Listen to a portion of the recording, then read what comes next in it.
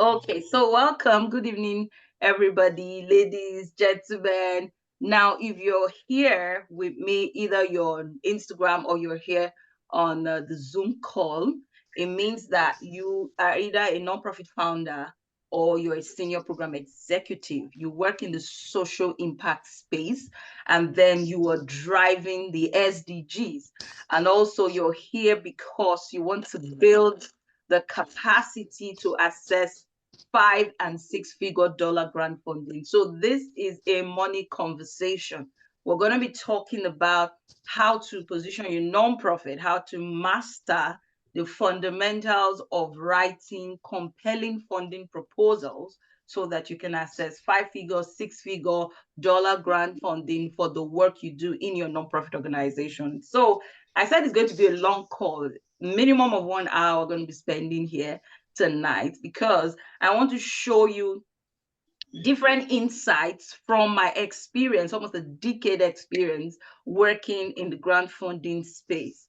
I'm going to be showing you deep insight into what funders really want before they make a funding decision to say whether they're selecting your project or not. I'm talking about 5 figure, 6 figure, minimum of 10,000 US dollars, 100,000 US dollars for the work you do, driving innovative solutions to critical problems. So get your notepads if you haven't, get your notes, either it's in your iPad, it's in your device, it's in your laptop, and so that you can take notes. And also, at the end of the session, I'm going to be opening up enrollment into Grantwriting Mastery January cohort. This is a 6 weeks exclusive experience for nonprofit founders and senior program executives, so that I'll be working with you closely to build the skill set to be able to drive funding proposals so you can access 5 and 6 figure dollar grant funding. So we're starting in January, and then we'll be opening enrollment tonight. So stick with us to the end because we'll have a Christmas offer for you all. Now, if you're here, like I mentioned earlier, there are specific categories of stakeholders that this session is really very relevant for. This session is not for everybody. It is for you if you are a nonprofit founder, and it's for you if you are a senior program executive, or you are a consultant, and then you want to be able to build the capacity to write proposals that are really compelling, proposals that draw the attention of funders, proposals that actually communicate the value of the work you do in your organization.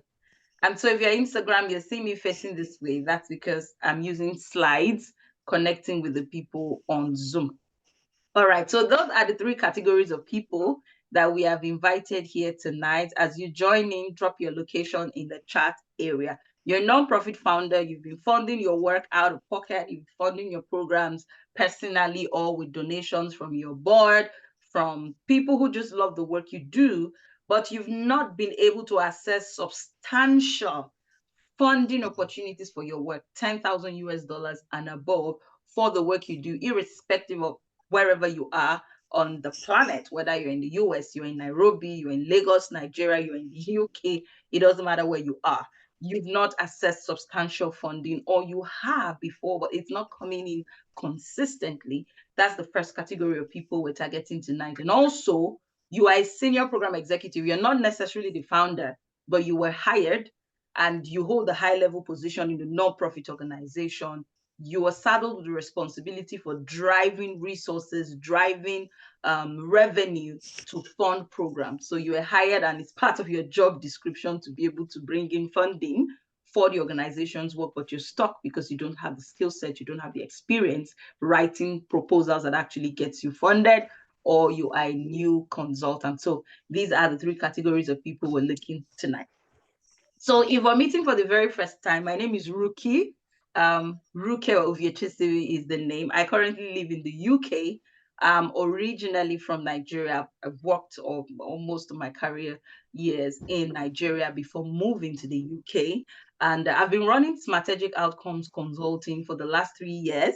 And we work with nonprofit founders, social innovators, to help them get their nonprofit organization grant ready so that you're able to access funding to drive development work using strategies that infuse a business mindset with social impact. So regular social on the impact space, you hear people talking about change. You hear people talking about how they want to drive their vision to be able to change societies. But there's another perspective to it. You need to actually bring a business lens to the work you do as a non-profit leader so that you are able to drive change that is sustainable, that is meaningful. So you're not only hanging on the passion behind your work, or you're sustaining the work you do because you're really very passionate, or the emotional connection you have with your work, but you also have a business sense to the work you do as a social innovator. So you can show social profits, you can show meaningful return on investments for the stakeholders that actually support you, either with their time, with your finances, with your network.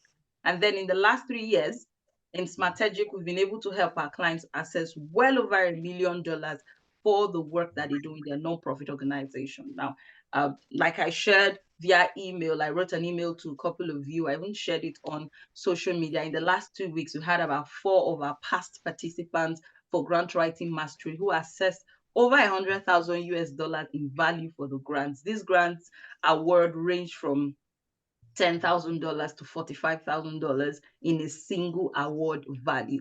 So it means that there are funding opportunities out there to support the work of nonprofit organizations. However, there are certain dynamics that you need to understand how grant funding works. It's not just about, oh, you own a nonprofit organization or you run a nonprofit organization that is incorporated, but you need to be able to demonstrate value to funders. You need to be able to pitch and sell in a very persuasive and compelling way what you do, that your organization is very valuable, all the work you do is very valuable, and then these funders should take you really seriously, because you're competing against organizations that are far away in Bangladesh, far away in Sri Lanka, different part of the world.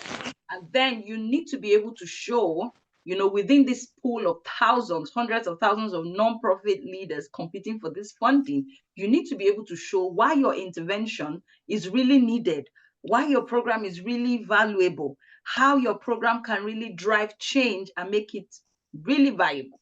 That's the conversation we're going to be having here tonight. All right. So what I want to share with you all is that proposal writing is storytelling. Proposal writing is about selling.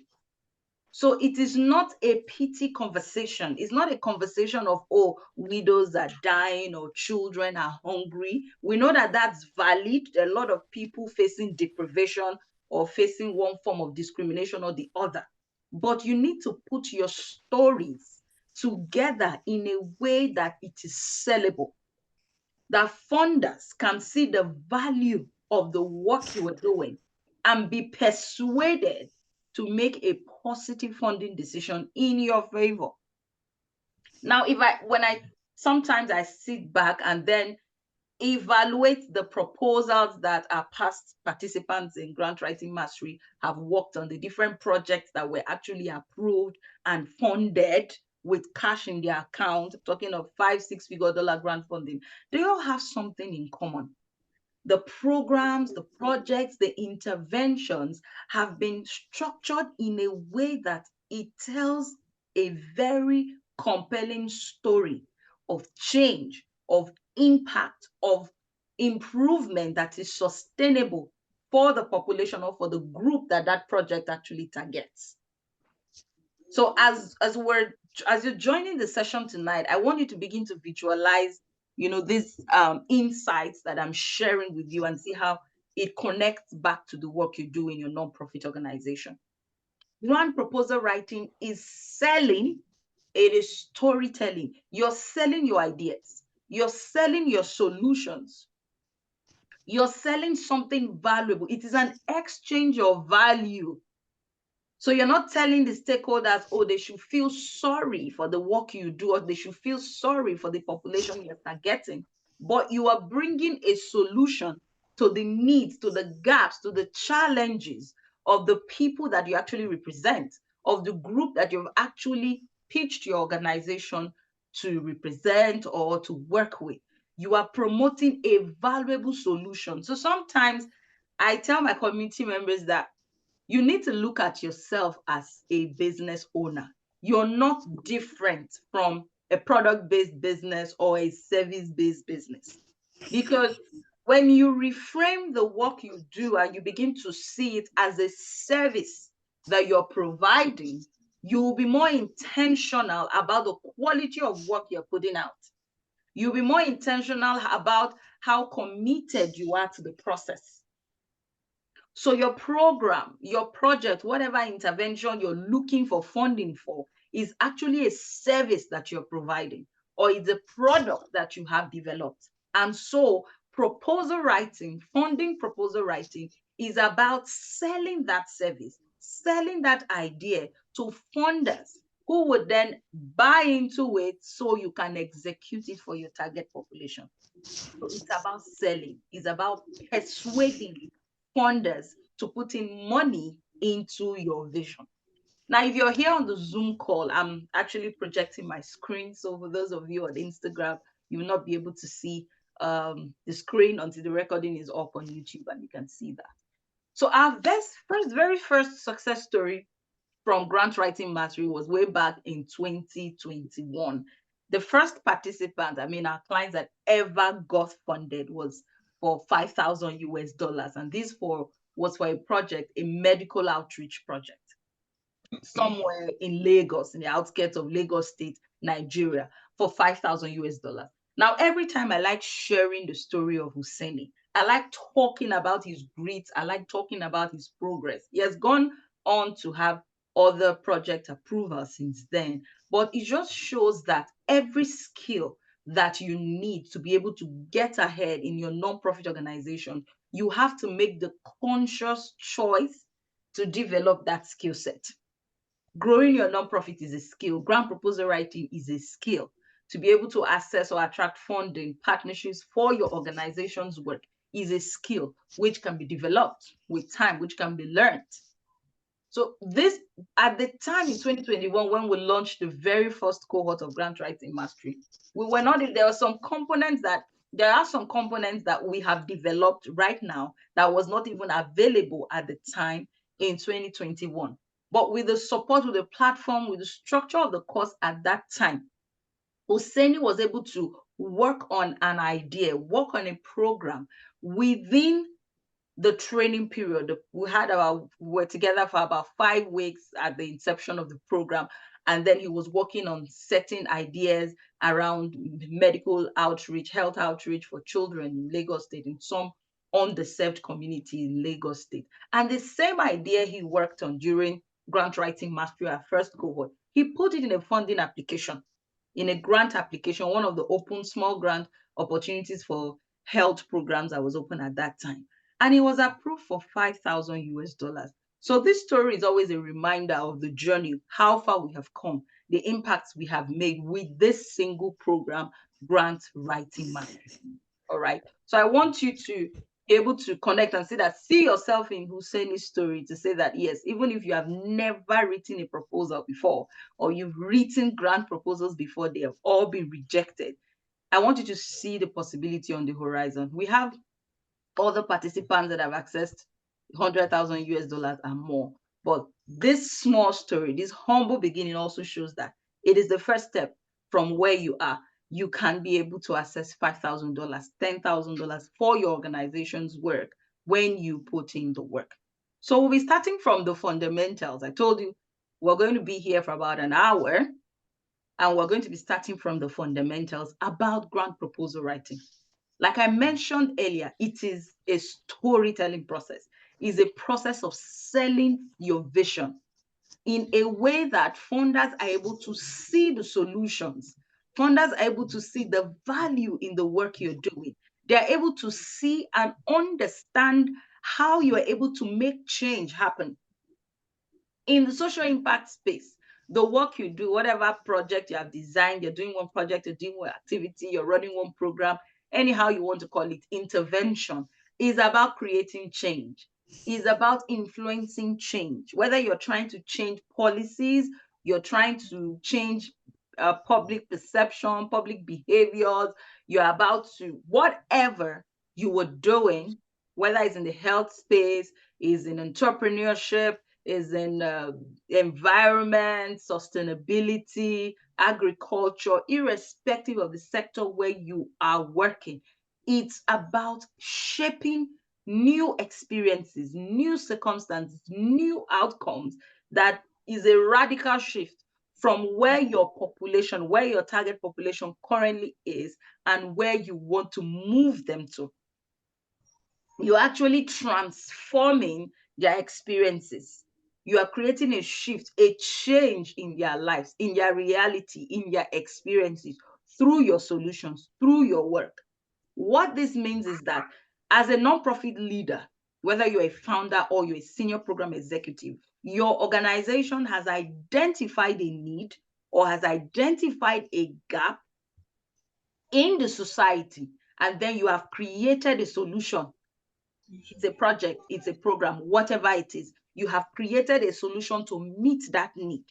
And so you are actually applying or engaging with funders so that you can access funding to either scale up the work you're doing or implement this new solution that you've created. So grant proposal writing is a problem-solving process. That's the one-line sentence or one-line statement of what writing funding proposals is about.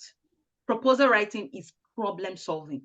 So do not see it as, oh, we're looking for money to support our organization. We're looking for money to be able to pay salaries, or we're looking for money to be able to pay the rent, office rent for our organization. That is not what it is. Writing funding proposal is about solving problems. So the foundation of a compelling proposal is problem solving. So one of the questions that you really want to ask yourself objectively is that, is the problem you're solving compelling enough? Is it compelling enough? Are you meeting a need through your nonprofit organization?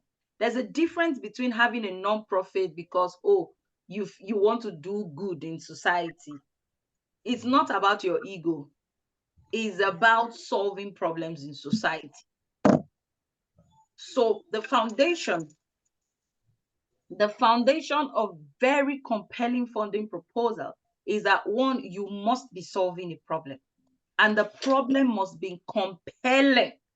You must be meeting a very critical need in society for funders to even begin to see your proposal as valuable. So your proposal contains the compelling problem you're solving, as you can see on the screen. You're going to be sending the recording, putting it on YouTube so that you can watch it from the link in bio much later. So who are you solving this problem for and where? There are some specifics that must be in your proposal for it to be compelling, for it to be persuasive. So when the reviewer, whoever you have submitted this proposal to, maybe you've responded to a call for proposal or a call for application or expression of interest.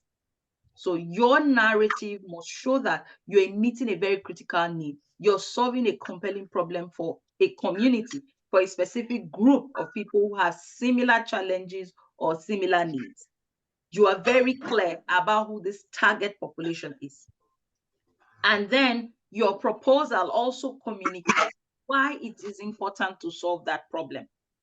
So because whoever is making a funding decision must understand, why are they investing in your idea instead of another organization's idea?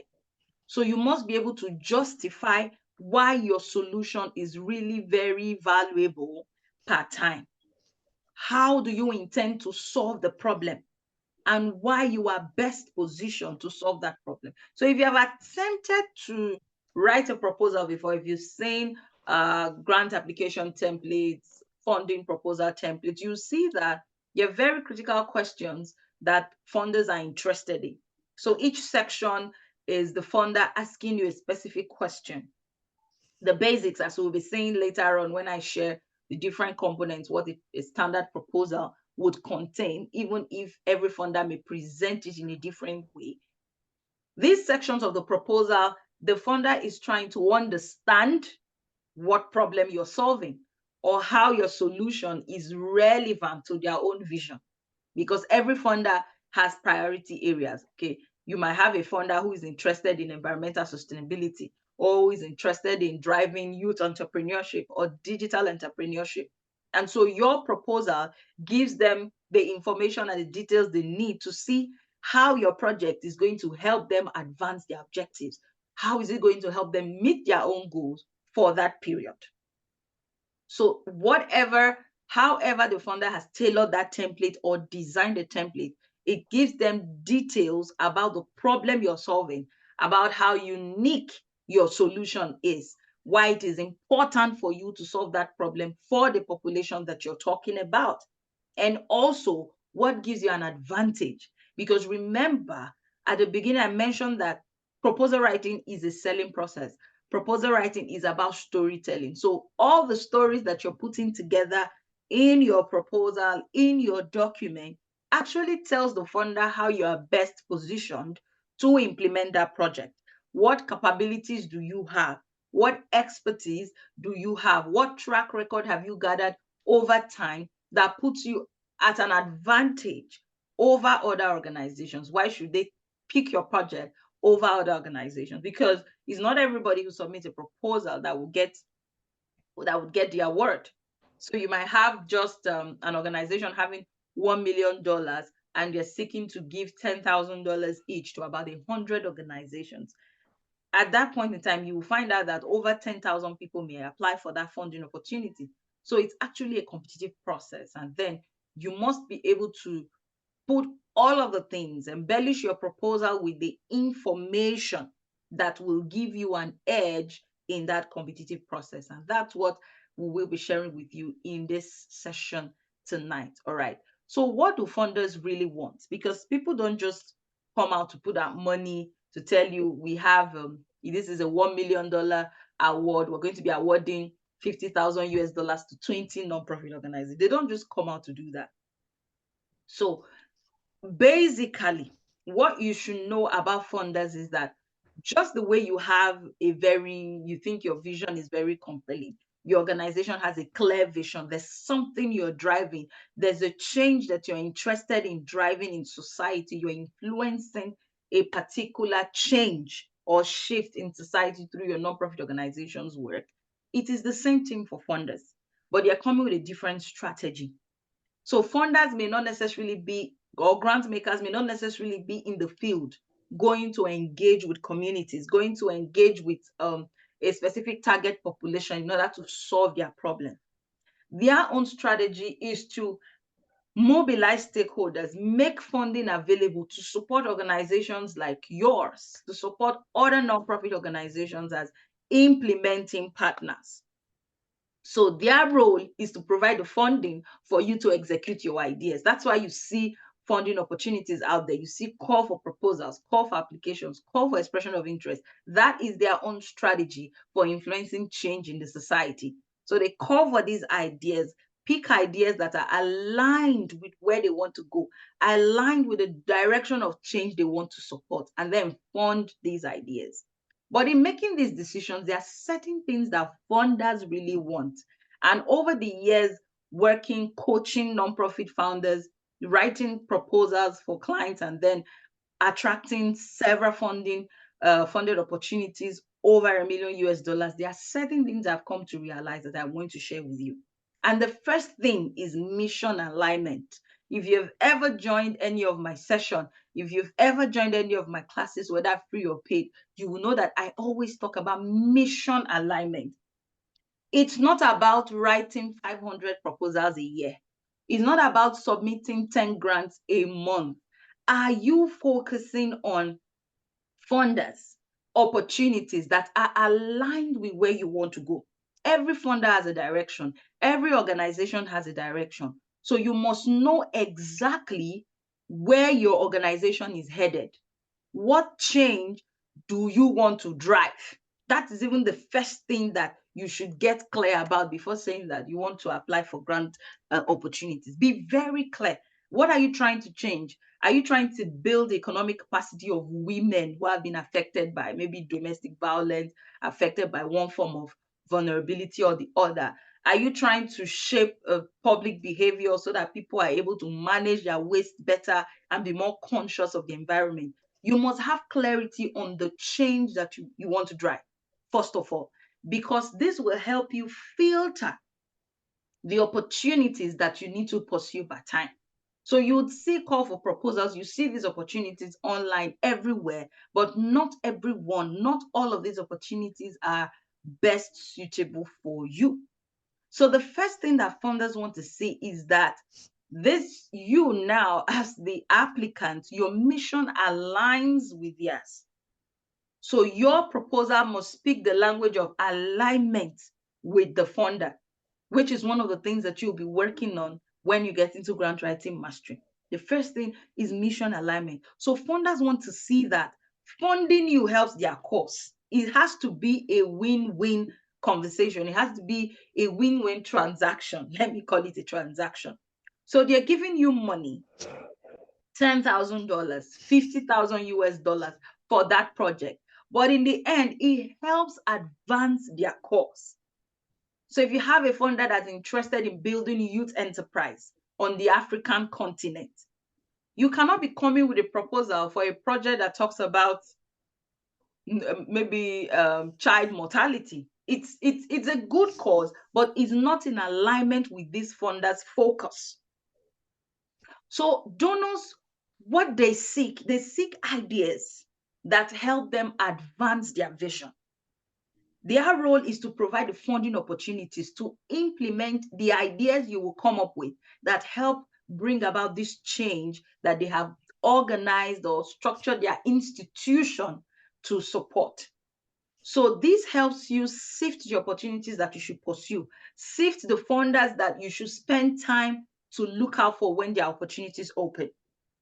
So you don't waste time with opportunities that are irrelevant, that you will never get the funding, no matter how beautiful your proposal is, because it's not aligned with where the funder wants to go.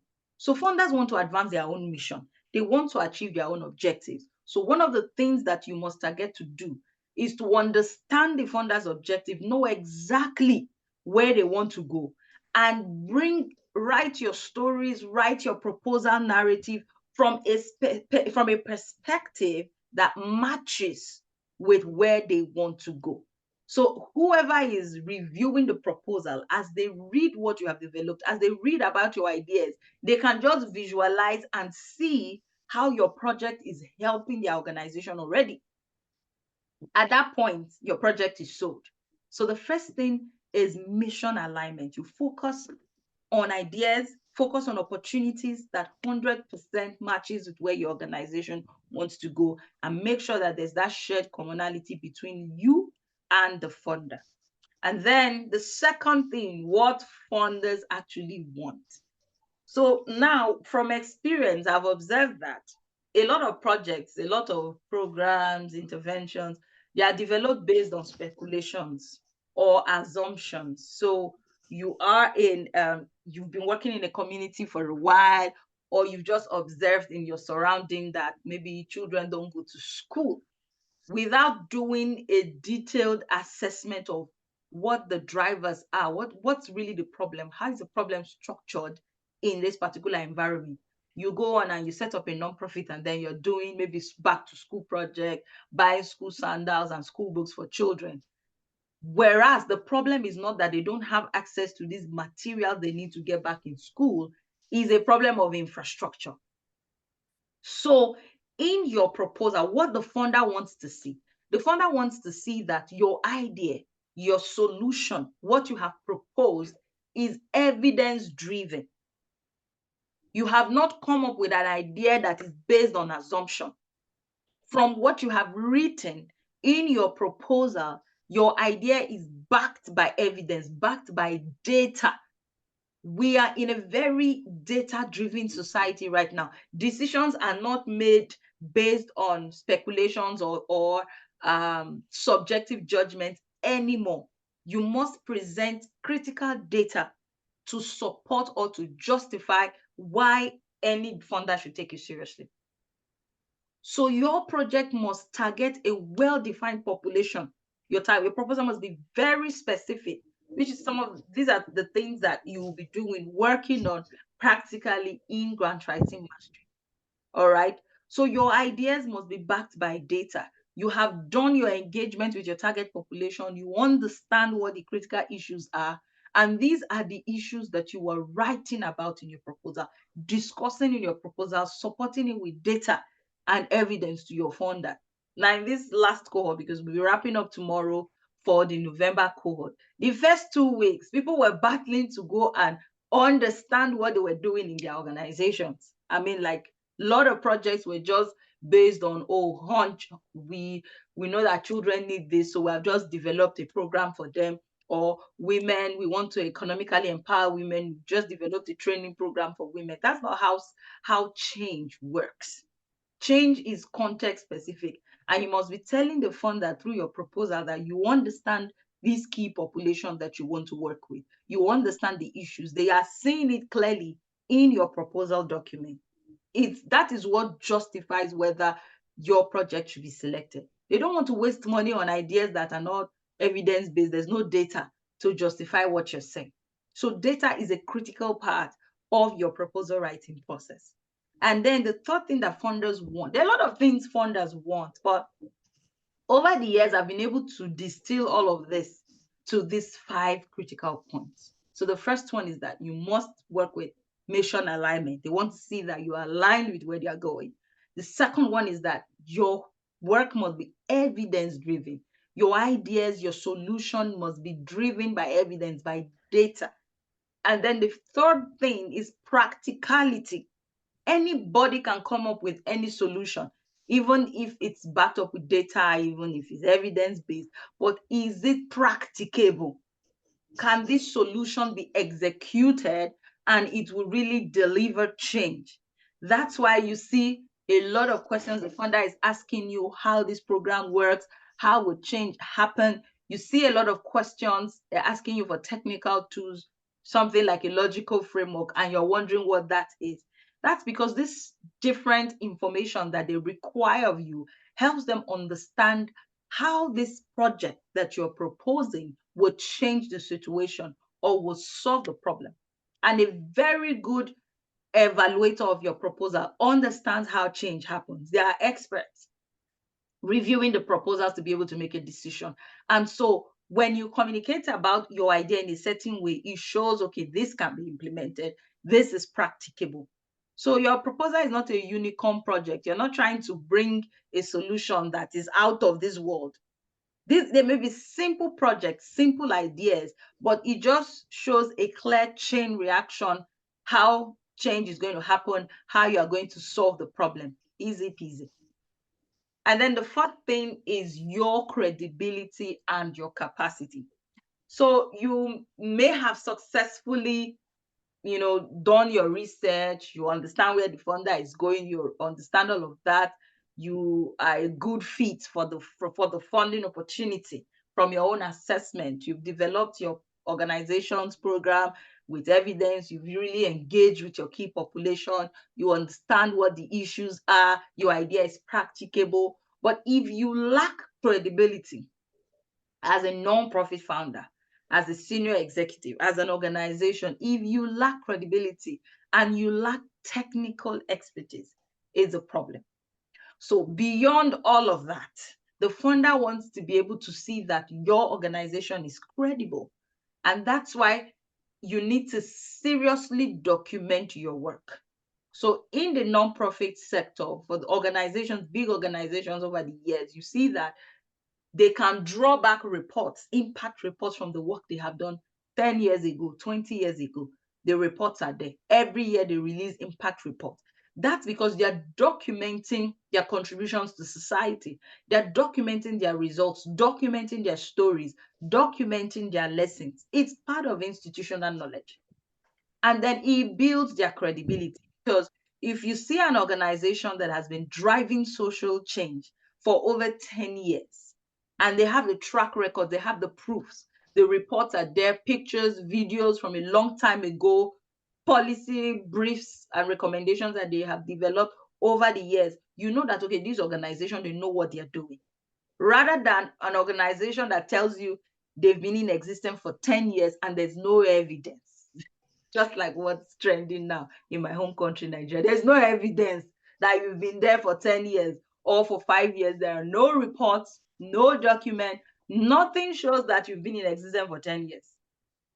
All right. So part of building credibility is about documenting your stories, documenting your work on a month-to-month basis, on a year-to-year basis. So every year, I usually advise at the end of the year, like at this time of the year is closing in a few days. You should be working on your annual report for 2023. So one of the organizations I consult for, they just got a small grant, 10,000 US dollars. And one of the requirements was an annual report. So I've consulted for them for 2 years. Last year, through all the work we did last year, I ensured that all the program team, they developed the annual report. So it was easy for them to just upload during the screening phase, to just upload the annual report, upload all the documents, all the reports of the work we've done in the last 2 years since I joined as a technical consultant. So your report is one of the proofs of credibility beyond how you're positioning on social media, beyond the content you're doing on social media. Your hard reports are part of the proofs of your capacity, because your technical reports will also demonstrate that your organization has technical expertise in the way that you report about your project. So there are a lot of things you need to build credibility, but at the most basic level, you should be documenting the work that you do. And also, when I say reports, I'm not just talking about impact reports, I'm also talking about financial reports. There's hardly any funding opportunity now that they will not ask for your past financial records. They want to see how you spend money. Funders want to see your financial culture, your financial policies in your organization. How do you spend money? What's the governance system around how money is spent in your nonprofit? So even if you're a startup, they want to see the prospects that you can build the structure that they need so that their funding, let's call it their investment, is protected. So every amount of money, every money you're spending, even if you're spending, there's a lot to talk about when it comes to building your credibility, because there's a lot of things that you take for granted, you think is not important, especially if you are self-funding the organization.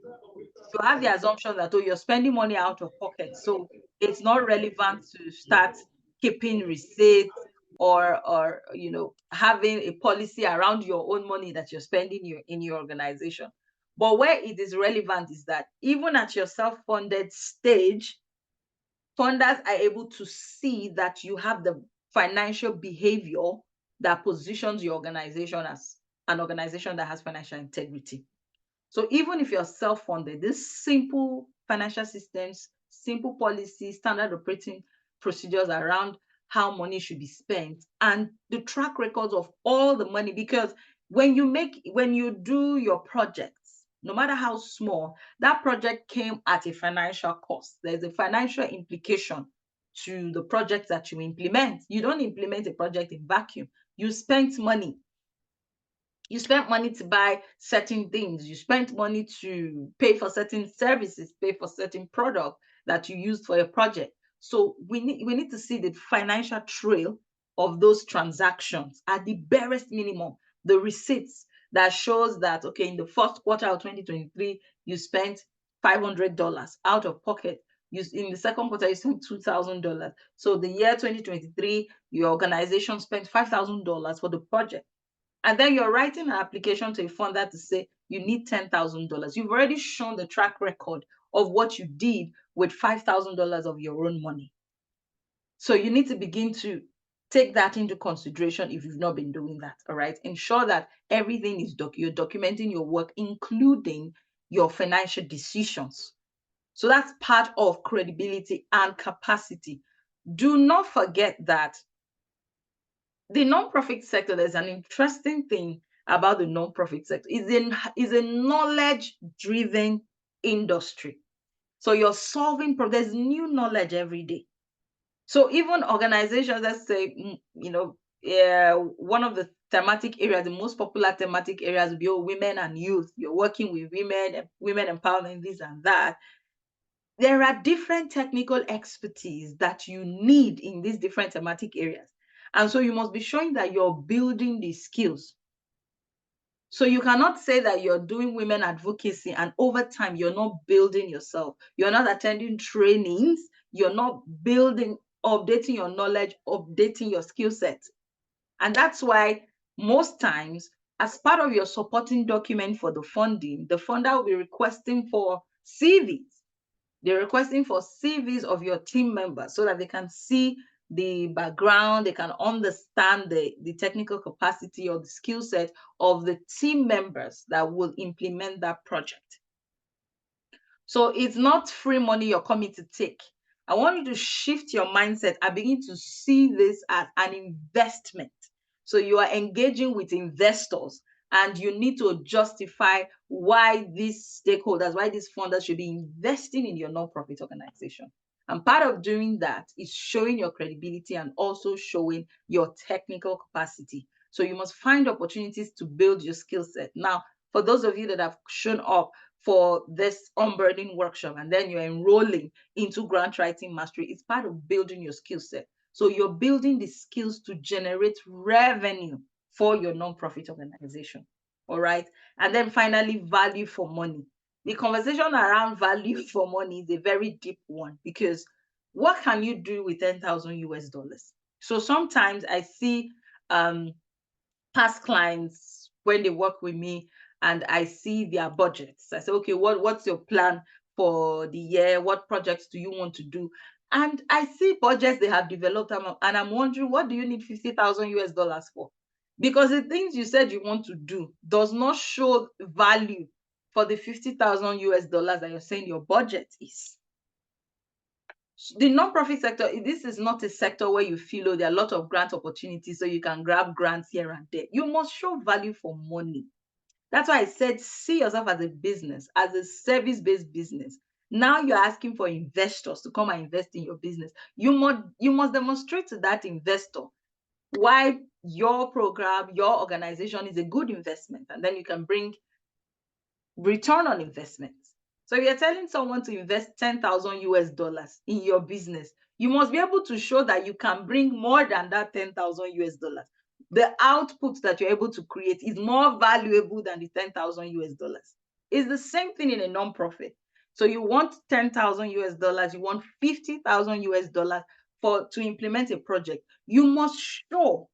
That's what the core of proposal writing is. And we take our time to support you within Grantwriting Mastery to develop these ideas fully, to develop the project ideas fully, and then go into the application process. You must show that the value of your program, the value of the outcome, the value of the change that your program will deliver to your target population is much more than the 50,000 US dollars that you're requesting for. If you say you want to support 500 young people through your organization's work, through the program, so your program is going to run for 2 years, it's going to support 500 young people, you must show that, your proposal must show that the experience, the change, the benefit, the outcome that your 500 young people will experience as a result of what you're doing is much more valuable than the 50,000 US dollars you are requesting for. That's the foundation of writing compelling proposals. So this is not like what we do in Grantwriting Mastery. This is not where each of the sections of your proposal, you just write 50 words or 100 words. You see those word limits, you must use them to full capacity to sell your ideas, to sell your organization, to sell the work that you are doing. So these are the 5 key things over the years from experience, from the successful proposals we've written. These are the things that are very critical to funders. So as you're writing your proposal, you have to think, does it align with the funder's mission?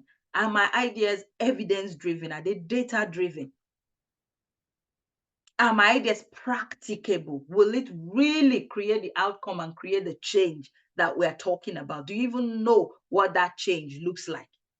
Do I have the credibility, or have I packaged and positioned my organization to show that we are credible and we also have the technical capacity. So it's as if someone has a terminal illness. Let's say, for instance, someone has kidney challenges, kidney problem. Would you go to a young graduate doctor who has no experience doing kidney transplant surgeries? They're just a GP, a general practitioner that gives anti-malaria and antibiotics. Would you go to that kind of practice where it's just general medical practice they do to have a kidney transplant surgery? Or you would go to a specialist that have been known over the years for high success rates of kidney transplant surgery success. So it is as simple as that. If someone has a heart problem, you cannot take them to a nurse like that. You have to look for a specialist. It is the same thing as your non-profit organization. So as you begin to grow your organization, you need to begin to show or position yourself that we are an expert in solving this problem. Just like what I'm doing, we're an expert in ensuring that non-profits are able to access 5 and 6 figure dollar grant funding. That's the only thing we focus on. So your non-profit should be known for something. What's your specialty? What's your expertise? What are you building your non-profit around? You are not trying to solve all the problems in the world because you don't have that capacity. You don't have technical capacity. You don't have the funding resources to do that. So where are you positioning your non-profit? Are you positioning your nonprofit that, oh, we're helping to drive youth entrepreneurship in rural communities? Are you reducing child mortality in coastal communities? What specifically are you doing that is the foundation or the core of the work your nonprofit organization does? That's what feeds your proposal success. And so just like all the success stories, we have a lot of impact stories. I'll call them impact stories from the work that we've been doing in the last 3 years since we built the Smartegic brand. So when I look at it, we have, should I say, the gift to help people actually achieve their first grant. So if you've never gotten a grant before, because all of these people that I'm showing you on the slides, you've seen them, you've seen Husseini. Now this is Joy. Joy, at the time when she joined Grantwriting Mastery, she worked with Nova Diamond Foundation and they got their very first 25,000 euros for a program.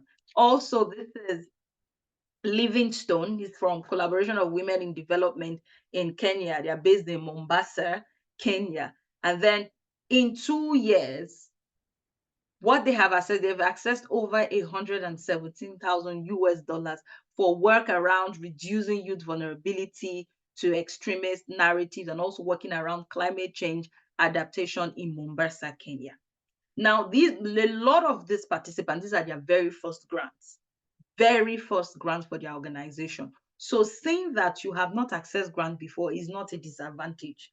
It's never a disadvantage because you can always create these opportunities for yourself.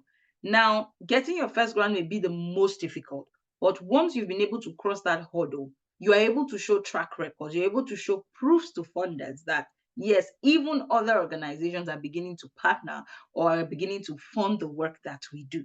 So the first is the most difficult, but Grantwriting Mastery have been structured to give you the tools, to give you the environment that compels you to develop solutions that are grant worthy, solutions that are grant ready. Because the conversation we're not ready to hear is that there are some ideas that you don't need to bother yourself looking for grants. You have to fund it yourself because it doesn't suit what funders are interested in at that particular time.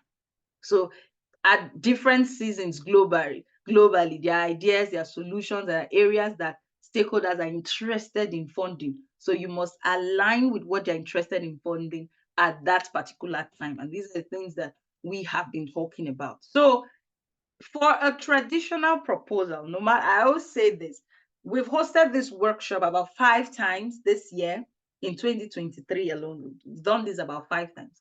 Now, no matter how the funder wants to tweak the proposal template, no matter how they want to change the template, because no two donors are the same. They always give you their own funding templates during the process. You have to download their form and use it, or maybe it's an online submission system where you're inputting the information into their digital forms, and then you're applying for submitting your application for funding. There are specific sections of the proposal that would always remain the same, that would always elicit the same kind of information or detail from your organization. And then these are the real components that we work on in Grantwriting Mastery, so that you can tweak it for whatever kind of application that you are going to be making for yourself going forward on behalf of your organization. Now, every proposal will have a summary section. So usually this is an executive summary that you are more like, you can look at it as your one-page proposal. So when you have written the entire proposal, the summary just helps the evaluator, whoever will be reviewing, at the end, when you all have submitted your application, then there's a reviewer, there's a review panel that reads through the ideas to shortlist, to say these are the ideas that can move to the next stage of the application process. So maybe it's an AI machine that will be doing that, or it's a team of reviewers. But this is a one-page summary that just tells the reviewer everything about that idea, to see whether it ticks the boxes for them, whether it meets the criteria, or the kind of solutions that they are willing to fund at that particular time. So you have your executive summary. So I usually say, write this at the very end. When you have finished your entire proposal, you write the summary as the last thing, because it has all the components of your proposal. But the most important part, or we'll call it, you can't build a house without a foundation. So you cannot say that you want to build a house and then you're going straight to the roof. You're going to buy roofing sheets when you don't even know the size of the living room, the size of the bathrooms, and all of that. So you must have a foundation. You must have a plan for your project, for whatever solution that you're going to be pitching for funding opportunities. And then for you to know how your program is structured, you must have a needs analysis. So like I mentioned earlier, different funders will call these sections any way they like. So it can be a problem analysis, it can be a problem statement, a needs assessment, needs analysis, whatever. But this is the foundation of your proposal. If you do not do an in-depth analysis of the needs, of the gaps, so for those of you that maybe for the business sector, it can be a market analysis where you are doing a study of the gaps in the market and how your product or your service is going to meet those gaps. But here, in the context of a non-profit organization, this is a problem analysis. Remember that I mentioned that your proposal is about problem solving. You are proposing solutions, you're meeting needs, you're solving problems. You must understand what that problem is. You must understand what are the causes, what are the root causes of this problem in this specific context, in this specific location where we want to work. And these are the things you'll be doing practically. You're going to be working on an analysis for your organization within Grantwriting Mastery. Because at the end, you have curated funding opportunities, and then you make your applications to funders. So you must have a strong project justification. This is what justifies whether your solution is viable. Because when they read through the problem analysis, read through that statement, they kind of create a picture. The evaluator or the reviewers creates a picture. They visualize what is really happening in that specific location where you want to work, and see if it's a viable decision to fund your organization. And that's why at the very beginning of this session, I said that proposal writing is storytelling. Proposal writing is about selling. You should be able to visualize how you are solving problems or how you're meeting needs. And so one of the essays, there are a couple of essays. You may have up to 10 essays in the proposal or 3 essays when you're making an application, a funding application. But the basic essays you need to have your problem statement. This can be as much as a 500-word statement, 700 words essay, or as small as 300, 200 words. So it actually depends on who you are applying to at a certain point in time. So as we're going on, if you have questions, please don't forget to drop them in the chat area. At the end, I would also give you the opportunity to also ask questions. We can have conversations around the gray areas that you do not understand. So that's the first part, because the gaps that you're going to identify from your analysis, You have to create solutions for them. And that's what your program is about. So you don't just get up one morning to say you want to do training for women. Why are you doing training for women? Do you understand the gaps? So this training you're doing, how does it really solve the problem for women? So that's why a lot of programs fail. Even when they get funding, you implement that intervention, you see that is not solving any problem. People are still in the challenges that they have. They're still experiencing the vulnerability. That's because the program was not created to really meet their needs. It was based on assumptions or speculation. So that takes care of that part. You're able to convince the donor that these are the gaps that we have identified. This is the current experience. And then this is how my organization is going to solve the problem. You are now selling your ideas through your proposal. So you see the dynamics, you see the insights that goes into building a proposal that is compelling, that can get you 5 and 6 figure dollar grant funding. I'm not talking of 200,000 naira grant or 500,000 naira grant or 1 million naira grant. I'm talking 10 million naira, which is 10,000 US dollars, 50,000 US dollars, and 100,000 US dollars. It takes a lot of work, but work in the right direction. All right. And then the second important part is where you talk about your program. How does the program work? Or how is your organization going to solve the problem? So this is where you're talking about your solution or your methodology or your program or your project. They're different. It's all semantics, but it means the same thing. How are you solving the problem? What is the structure of your solution? How does it solve the problem for your target population? You're going to explain that in your proposal. You're going to write about it elaborately in your proposal. And that's what this current, so we've had 5 cohorts in this year, and it's been a very thrilling experience reading all the essays, supporting them to really build out their ideas within the program. It's a very enriching experience. So this is the section of the proposal where you design the solution. So my advice I usually give to us when you come into Grantwriting Mastery, see, forget the programs that you're currently running, forget about the structure, and then focus on the possibility, the possible innovative solutions that you can create. It's about creating solutions that work. It's about creating solutions that really transform communities, not just going to communities to do training or do distribute things that will not really change their current circumstances. So you need to understand what the circumstances are, understand the gaps, so that you can develop solutions that actually work.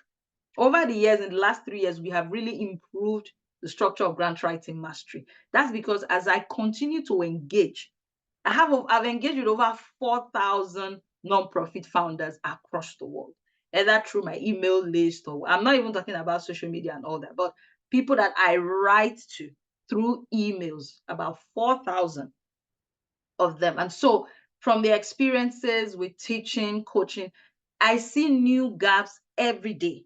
And then we continue to improve the structure of Grantwriting Mastery to accommodate these gaps, to ensure that we are meeting those gaps, and nonprofit leaders are better helped, positioned to access money, 5 and 6 figure dollar grants for the work they do, because it cascades down to the communities you represent, the communities that you're solving these problems for.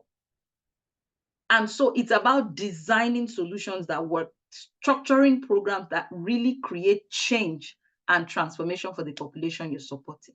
And so in your proposal, you also see monitoring, evaluation, and sustainability section. So for those of the last set of proposals that just went out for some clients was for Leap Africa. And there were specific sections that talked about monitoring. The Catalyst grant of $50,000 was talking about monitoring and evaluation plans. You have to put your logical framework.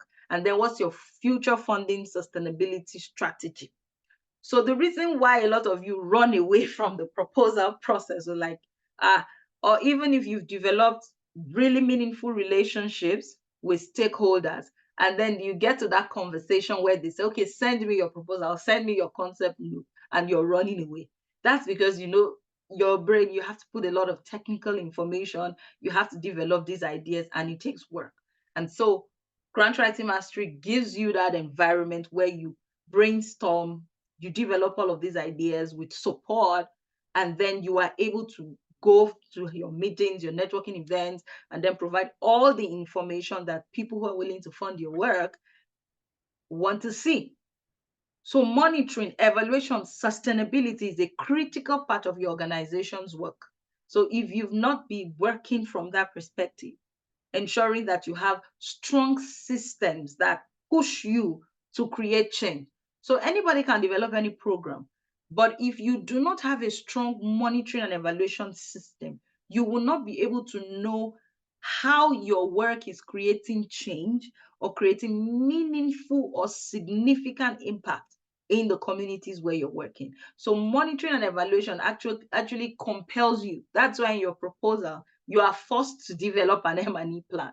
So the funders can see, do you really know what you need to look out for within the target population to show that your program is working?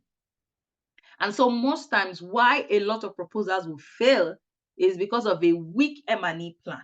An M&E plan that is not persuasive enough, that does not tell the funder that we know what we're doing, we know the change we want to create, and we are able to identify when that change is happening, because that's what they're paying for.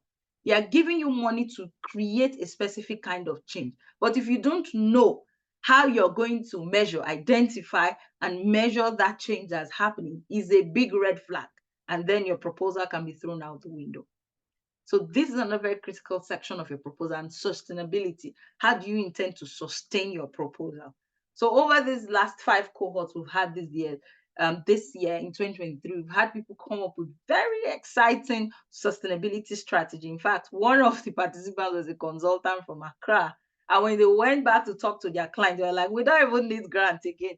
This sustainability strategy is enough to keep the organization afloat. So they are very exciting things, aha moment that happens when you're within this environment, and then you're creating, ideas, you're creating possibilities for your nonprofit organization. Then when I was talking about what funders want, I actually spoke about credibility and capacity. And I'm sharing it again within this part of the training, which is the components of your proposal. A capacity statement. Beyond all, you've been able to, tell the founder this is how your ideas work. These are the needs and the gaps that you're meeting. How are you positioned to solve the problem? So there was something that happened earlier on. I think, yes, this thing happened in 2021, earlier on when we started Smartegic. So some of the very first people that we worked with, there was a young guy from Kogi State who leads a nonprofit organization, nonprofit founder of a startup nonprofit. And then we worked on a proposal. He wanted to do something around driving inclusion and participation in governance in Kogi State. It was a policy program. And then we developed the proposal. He sent it to the funder. And guess what the funder said? They said, fine, your program is really good, it's strong, it's a high-level program. We see the possibility in it, but we do not believe that you have the capacity to implement this project.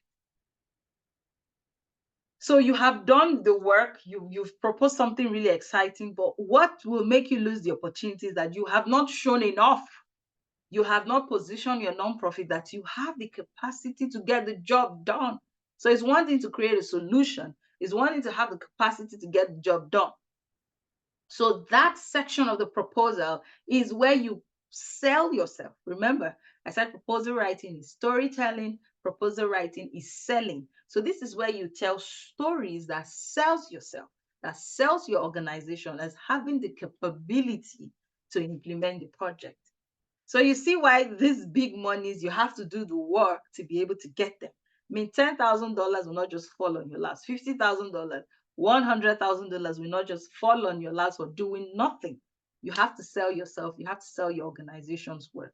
So in the proposal, so what you're doing, you're creating a master proposal. That's what you're coming into Grantwriting Mastery to do. You're creating a master proposal that you're going to use to hinge multiple opportunities. All you need to do is just to tweak little by little to fit in, whatever. So if the funder is telling you they want to work in a specific location, maybe they want to work in Mombasa and you are in Nairobi, Kenya, you just tweak it a bit to be able to suit the specific requirement of that funder. So your capacity statement demonstrates your knowledge, the knowledge of your team, the capacity of your team. That's why during the screening phase, the assessment phase, you have to submit CVs of your project team. All of these things help the funder make a complete review of who you are and what your capabilities are, and make them understand, are they worthy of $50,000? So we've had a situation where one of our clients applied for 50,000 US dollars. And when they did the screening and everything, they just said, because we really like your idea, because we know that this will work, but we don't see that you have enough capacity to do it at this scale. And then they shifted them down to a smaller project, which was for 10,000 US dollars that has just been approved. And so if you're able to show, at that point, I just told this client that you have to use this opportunity to show this funder that you see that 50,000 grant that you earlier applied for, you have capacity to do that. So this 10,000 US dollars is more like a low risk investment to them. And then when they see your capacity, what you have done, the change you've been able to create, the quality of the reports you're able to come up with the 10,000 for the dollar grant, approving you for 50,000 US dollars would not be a problem. But they're trying to take a low risk chance on your organization. So your capacity statement, when you look at the application form, you see that there are certain notes, guidance notes that they will put to help you understand the kind of information they want to see from there. They want to see the knowledge, the expertise, the experience, the past track record of your organization that helps them know that, okay, you actually have the capacity to implement this project from the number of years you've been doing this, how specialized and focused you are. So one of the nonprofits that I worked in as a senior program coordinator for a long time is an organization focused on conflict prevention. And we specialized in that part. I had to do a postgraduate program in peace and conflict studies. The founder of the organization did a master's degree in the US in peace and conflict studies and also a PhD. And so when you see the CVs of people in that organization, you know these are specialized, they are conflict experts, peace experts, both academic qualification, the different kind of projects that we've implemented. We've implemented project for the World Bank, implemented project for UNDP, for different UN agencies. And so the track record is there to show that this organization is a specialist when it comes to peace building intervention. So you do not get there overnight, but every opportunity you keep stacking up your records, you keep stacking up your capacity, and you tell a full story of what you've done in the past, the capacities that you have built comes into your proposal at that point. Because for some essays, they can tell you 300-word limit for you to write about your organization. The overview of your organization is where you sell your organization's skill set. And there are certain elements that have to go into that proposal. I've talked about budgeting before. It must show value for money. So these are the things that we will be working on together in grant writing mastery. And so grant writing mastery is not okay. It's not like it's not an online course. I don't even call it an online course. Grant writing mastery is a group experience.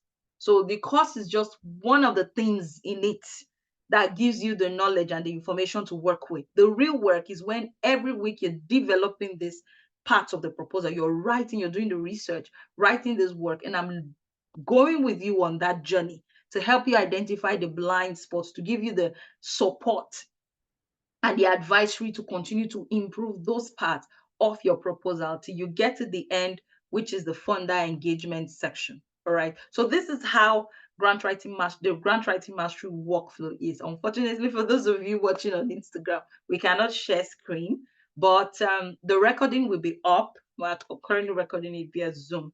It's going to be up on YouTube by tomorrow, and I'm going to put the link to the replay on the link in bio, so that when you have the time, you can always go and look at it and see the slides and the information that we shared. But grant writing mastery sits on 3 core pillars. So the training is just one component of grant writing mastery. So it actually sits on 3 core pillars: the training, proposal development and review, and then the funder engagement section. So these are the 3 components of grant writing mastery. So for the training component, you're going to receive a toolkit. So this is the online course is just one small tiny aspect of the things we do together in grant writing mastery. So you're going to have the proposal writing toolkit. Once you enroll, you're going to be sent an email, and this is your proposal writing toolkit. It contains your training workshops so that you can take them at your pace on a week by week basis. It contains a library of resources. It includes sample funded proposal. That's my very first successful proposal, valued at, it was approved for £98,000. So I put it there.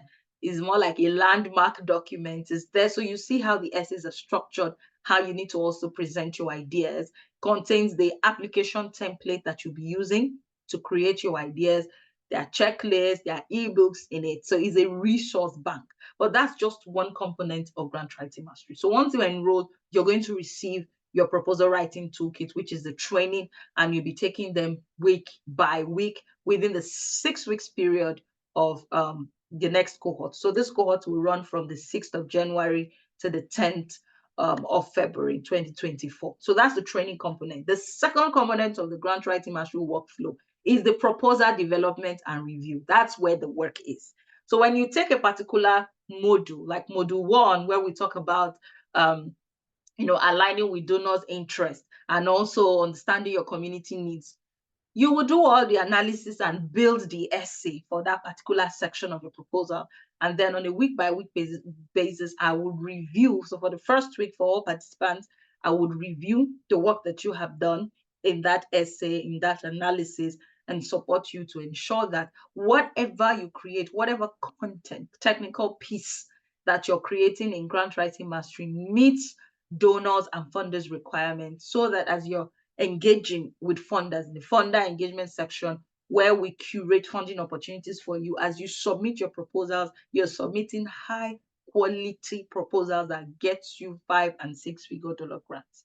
So for the proposal development and review over the 6 weeks, so we'll have group clinic sessions. So when you've created a section of the proposal, I'll review it. Like tomorrow is Saturday, we're having a group clinic session for the people who are in November cohort. We're going to talk about, because you're wrapping up, we're going to be looking at the essays so far, what they have done, and as they prepare to begin to engage with funders. So we're going to have weekly review and advisory sessions during the group clinics. And then this is where we're going to be having very serious conversations around the work that you have done in your essays and the adjustments that needs to happen. So you get all the support, the coaching, the technical advisory during the group weekly clinic sessions. And then the third component of Grantwriting Mastery is funder engagement. So over the years, I've been able to understand the different gaps and challenges that nonprofit leaders really face when it comes to assessing funding opportunities. So beyond the knowledge is just one part of it.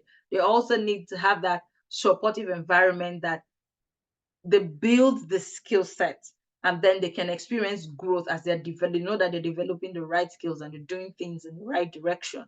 And then the funder engagement is where we support you to identify opportunities that are really aligned with the work you're doing in your nonprofit organization. So this is the funder engagement component. So I'm going to curate funding opportunities for you, funding opportunities that are aligned with your focus, that are 100% in alignment with your focus. You're going to have access to a grant portal where you can always go identify funding opportunities and apply for them on a week-to-week basis. And then you're going to have technical support on an application to a funder. So this is what you get in Grantwriting Mastery. It's not just the training. Training is just step one. And then we go further into the weekly proposal writing and reviews in the clinic sessions, and then the funder engagement where your document actually gets in front of the funder. So these are the three components of Grantwriting Mastery. And then we have opened enrollment for the January cohort of Grantwriting Mastery. January cohort is going to run from Saturday, the 6th of January, and will end, it was going to run for 6 weeks. So starting with the kickoff meeting, then we'll have the group clinic sessions, and then the closeout session where you're going to engage with, we'll give you your curated funding opportunities and support you for an application. All right. And so enrollment opens tonight. Excuse me.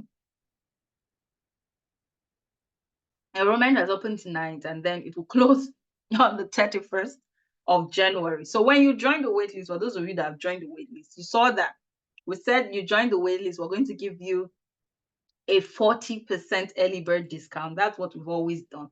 But just to give you a sneak peek, every week, this is what happens in Grantwriting Mastery. So in the first week, you're going to cover the first module, which is understanding the funder's interest and community needs. So you go through that training. You have the training in your toolkit. You go through the training, and then we're using a U.S. Embassy proposal template. So that is a template that you'll be using for putting your ideas together. And so we're using the US Embassy template. You're going to, so for the first week, you're doing your problem analysis, you're completing the general information section. Then as we go into week 2, which is module 2, we're going to start designing your project, designing your solution, and then you'll work on the section of the proposal that talks about your project objectives and activities, your program expected outcome. So you build out that part of the proposal just like that. In the third week, you do your monitoring, evaluation, and sustainability strategy plans. We'll work on that together. Your fourth week, we'll go into your budgeting, creating your spreadsheet, your financial projections for your proposal, and then completing other sections like the key personnel, and then your program partner section. And then we'll finalize with the other pieces of the US Embassy template, which talks about your summary, writing your overview, which is your capacity statement. And then we'll curate funding opportunities for you. Like tomorrow, I'll be onboarding the November sessions to the grant portal, showing them how the grant portal works, how they can find grant opportunities for the different locations where they're working, the different program areas where they're working, and then the best opportunities they should apply for, and then support them for their submissions. So they've created all their essays, and we're closing out tomorrow. So in preparation for your cohort that will begin on the 6th of January. So enrollment is finally open for January cohort. I'm so